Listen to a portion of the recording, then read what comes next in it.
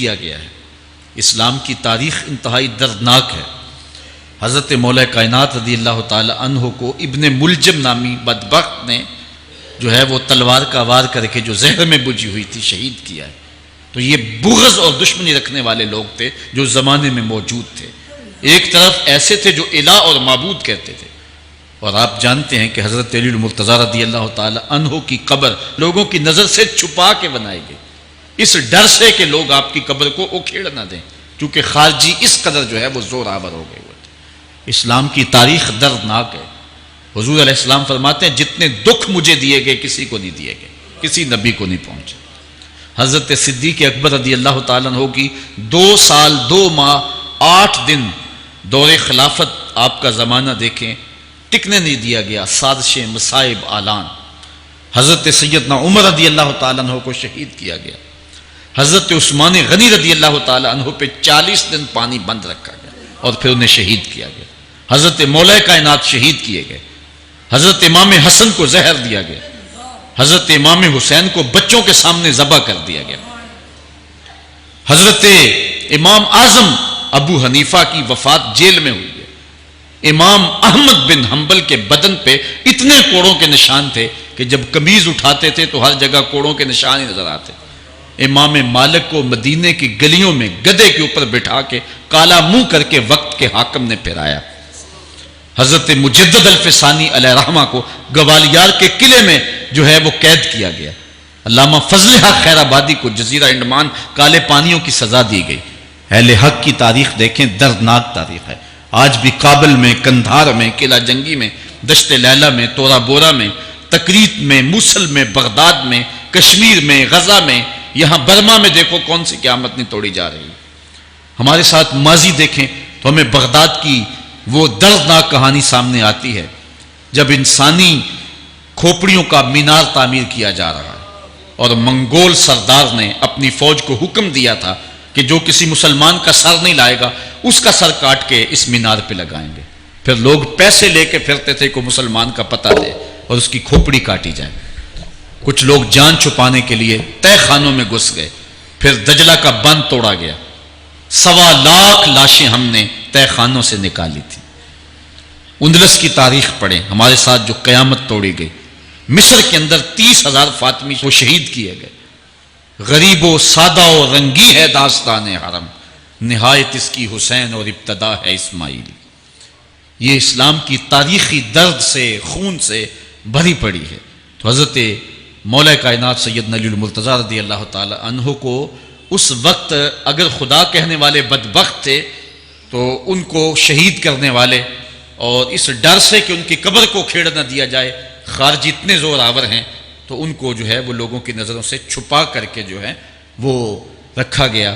اور ایک دور وہ بھی آیا کہ ممبروں پہ بیٹھ کے مولا علی کو گالیاں دی جاتی تھی۔ یہ تاریخ میں یہ دور بھی آیا۔ آپ پڑھیں تاریخ، بنو امیہ کا ایسا دور بھی دنیا نے دیکھا ہے۔ اسی لیے حضور نے فرمایا تھا من سب علی فقد سبنی، جس نے میرے علی کو گالی دی اس نے مجھے گالی دی۔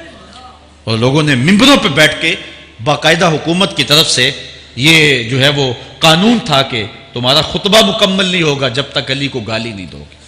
یہ لمحے بھی آئے جب اس دور میں دشمن علی موجود تھے، مبغضین موجود تھے اور افراط محبت میں رکھنے والے موجود تھے۔ تو یہ دور تو اسلام کا حضور کے دور سے 1400 سال پیچھے ہے، تو یہاں بغض رکھنے والے بھی موجود ہیں۔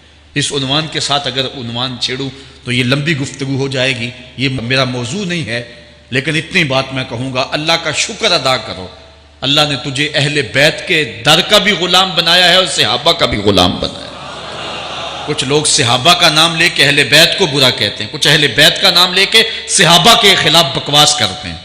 ہمارے بزرگ فرمایا کرتے تھے صحابہ نبی کے در والے ہیں، اہل بیت نبی کے گھر والے ہیں۔ ہم کہتے ہیں گھر والوں تجھے بھی ہمارا سلام، در والوں تجھے بھی ہمارا سلام۔ ہم در والوں کو بھی سلام کرتے ہیں، گھر والوں کو بھی سلام کرتے ہیں۔ کسی نے حضور خطیب الاسلام سے پوچھا تھا کہ حضرت عائشہ افضل ہیں یا حضرت فاطمہ افضل ہیں؟ پوچھنے والے نے تو صاحبزادہ سعد کو پھنسانا چاہا تھا، لیکن جن کے عقیدے صاف ہیں وہ پھنستے نہیں ہیں، ان کے عقیدے واضح ہوتے ہیں۔ تو حضرت صاحبزادہ نے فرمایا کہ میاں اگر دیکھو بیٹی ہونے کی حیثیت سے تو فاطمہ بیٹی ہے نبی کی اور عائشہ بیٹی ہے ابو بکر کی، ابو بکر کی بیٹی نبی کی بیٹی سے افضل تو نہیں ہو سکتی. اور اگر دیکھو بیوی ہونے کی حیثیت سے، فاطمہ بیوی ہے علی کی اور عائشہ بیوی ہے نبی کی. علی کی بیوی نبی کی بیوی سے افضل تو نہیں ہو سکتی. تو یہ اپنے عقیدے کو واضح کر دیا. اللہ آپ کو سلامت رکھے اور حق کی راہوں کا مسافر رکھے. آج کا عنوان ہے حضرت مولا کائنات کے اقوال حکمت، ان کی زندگی کا نچوڑ. اللہ نے بصیرت کا جو نور اور جو ہے وہ دانش اور فہم و ادراک کے جو اجالے مولا کائنات کو دیے تھے وہ انہی کا مقصود ہے. ایک ایک بات سے نور نکلتا ہے. اور اللہ قرآن میں فرماتا ہے جس کو حکمت عطا کر دی گئی اس کو خیر کثیر عطا کر دیا گیا. حکمت وہ اس بات کو کہتے ہیں کہ جس کو لوگ نقل کریں اور جس سے فائدہ حاصل ہو.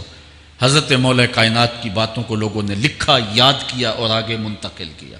آج سارا دن اور گزشتہ شب حضرت مولا کائنات کے بہت سارے فرامین کو پڑھا ہے، سینکڑوں کے اعتبار سے مختلف کتب سے کھنگالا ہے.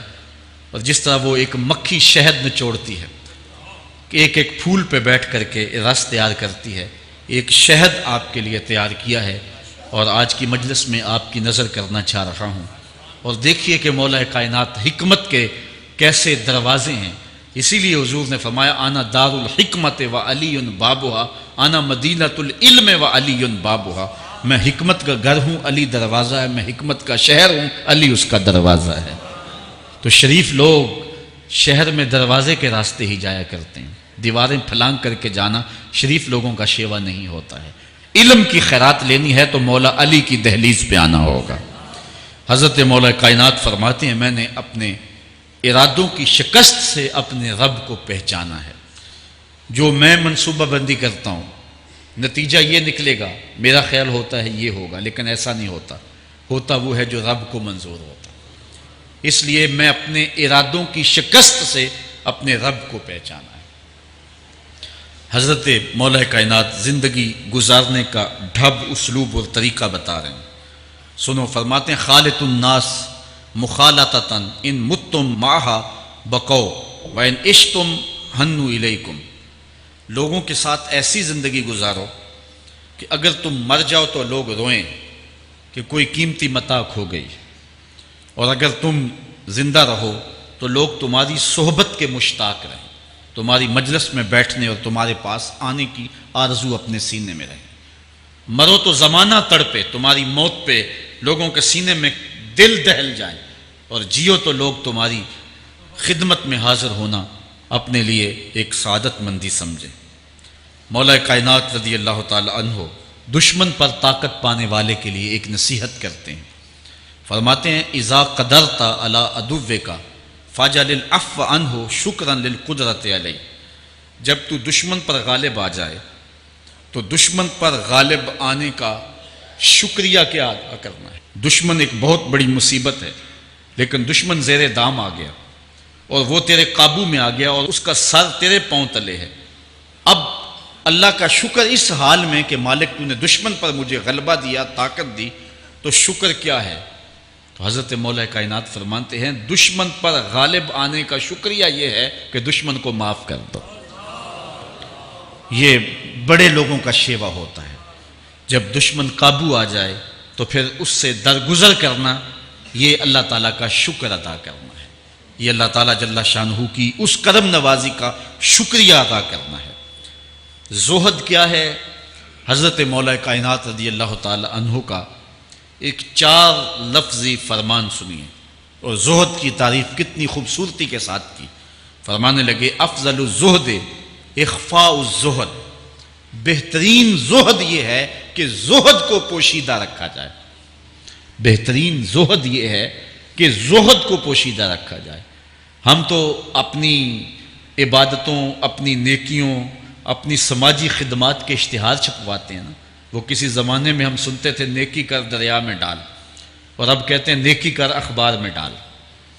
یہاں زہد، ترک دنیا، اللہ تعالیٰ کی عبادت کا جو ذوق بندے کو نصیب ہوتا ہے وہ بہترین اور افضل زہد کیا ہے؟ کہا زہد کو پوشیدہ رکھنا یہ افضل زہد ہے. حضرت مولا کائنات کا ایک اور فرمان سنیے اشرف الغنا ترک المنا. بہترین دولت مندی کیا ہے؟ جس کے پاس مربے زیادہ ہیں، جس کے پلازے زیادہ ہیں، جس کا بینک بیلنس زیادہ ہے، جس کے پاس جو ہے وہ بہت ساری دولتیں ہیں، سونا اور چاندی کے انبار ہیں، کون سب سے زیادہ دولت مند ہے؟ افضل دولت مندی کیا ہے؟ تو حضرت مولا کائنات فرماتے ہیں کہ افضل دولت مندی یہ ہے کہ آرزویں ترک کر دی جائیں، ورنہ کھرب پتی بھی بندہ ہوگا تو اس کو چین نہیں آئے گا، قرار نہیں آئے گا، حل من مزید اس کی تباہ میں ہوگا، چونکہ آنکھیں نہیں رجتی، پیٹ بھر جاتا ہے، آنکھیں نہیں بھرتی۔ کوزائے چشم حریصاں پر نشد، تا صدف کانے نشد پر در نشد۔ اس لیے حضرت مولا کائنات فرماتے ہیں بہترین غنا اور دولت مندی کیا ہے کہ بندے کی آرزویں ختم ہو جائیں۔ اقبال کہتا ہے تیری دعا ہے کہ ہو میری آرزو پوری، تیری دعا ہے کہ ہو میری آرزو پوری، میری دعا ہے کہ تیری آرزو بدل جائے، میری دعا ہے کہ تیری آرزو بدل جائے۔ تو یہ بہترین غنا ہے کہ بندے کی آرزویں مختصر ہو جائیں، ورنہ انسان جس حالت میں بھی ہو وہاں مطمئن نہیں ہوتا۔ کروڑ پتی ارب پتی کو دیکھتا ہے، ارب پتی کھرب پتی کو دیکھتا ہے، کھرب پتی اپنے سے آگے دیکھتا ہے۔ اس لیے جب آرزویں مختصر ہوں گی تو بندہ جس حالت پہ بھی ہوگا راضی ہوگا، اور بندہ اپنی حالت پہ راضی ہو جائے تو یہ اللہ کی رضا کا سبب ہے۔ حضرت مولا کائنات کا ہی ایک قول ہے جو اللہ کے عطا کردہ تھوڑے رزق پہ راضی ہو گیا، اللہ تعالیٰ قیامت کے دن اس کے تھوڑے عملوں پہ راضی ہو جائے۔ یہ اللہ کی کرم نوازیوں کے رنگ ہیں۔ حضرت مولا کائنات کی ایک اور حکمت آمیز بات سنیں، فرما رہے ہیں سیئات تسوءک خیر عند اللہ من حسنۃ توجبک، وہ برائی جو تجھ کو پریشان کر دے، دکھی کر دے، اذیت میں مبتلا کر دے، وہ گناہ جو تیرے ضمیر پہ بوجھ بن جائے، تو اپنے آپ کو حقیر سمجھنے لگ جائے، چھوٹا سمجھنے لگ جائے، گناہگار سمجھنے لگ جائے، جس برائی سے تجھے دکھ پہنچے وہ اس نیکی سے بہت اچھا ہے وہ تیرا برائی کرنا جو تجھے تکبر میں مبتلا کر دے۔ جس نیکی سے تو متکبر ہو جائے، انسان کو انسان نہ سمجھے، مخلوق کو کیڑے مکوڑے سمجھے، اپنے سجدوں پہ ناز کرے، ان سجدوں سے وہ برائی بہتر ہے جو تیرے اندر عجز پیدا کر دے، تیرے اندر نرمی پیدا کر دے، تیرے اندر جو ہے وہ ایک رقت پیدا کر دے، وہ برائی جو ہے وہ اس نیکی سے بہتر ہے۔ حضرت مولا کائنات کا ایک اور فرمان دیکھیے، لا غنا کل عقل ولا فقر کل جہل ولا میراث کل ادب ولا ظہیر کل مشاورہ۔ کتنی خوبصورت باتیں ارشاد فرمائیں۔ فرمایا عقل جیسی دولت کوئی نہیں، عقل جیسی دولت کوئی نہیں ہے، اور جہالت جیسی غربت کوئی نہیں۔ جو شخص جاہل ہے وہ کروڑوں میں بھی کھیلتا ہے تو وہ غریب ہے۔ اللہ نے عقل کا چراغ دیا ہے تو اس کے پاس دولت نہیں بھی ہے تو عقل بہت بڑی دولت ہے۔ تیسری بات، ولا میراث کل ادب، اور ادب جیسی وراثت کوئی نہیں۔ ایک بندے کو ادب کی دولت مل گئی تو اس کو سب کچھ مل گیا۔ آج جس دور میں ہم جی رہے ہیں اس دور میں ہم سے ادب چھینا جا رہا ہے، بڑی باریک سازشیں ہو رہی ہیں، آنکھوں سے حیا نکالا جا رہا ہے۔ بوڑھوں کا، بزرگوں کا، یہ ماہ رمضان کا کتنا حیا ہوا کرتا تھا۔ اگر کوئی بدقسمتی سے روزہ نہیں رکھتا تھا تو وہ سامنے کبھی کھاتا ہی نہیں تھا، اسے رمضان کا حیا مارتا تھا۔ لیکن آج لوگ کھلے بندوں نہیں کھا رہے، حیا ہی اڑ گیا آنکھوں سے۔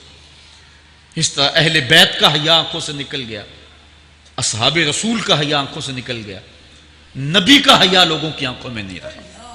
بے ادبی کو فروغ ہے، اور نبی کے بارے میں ایسی ڈٹائی سے بات کرتے ہیں جس طرح عام آدمی ہو کوئی۔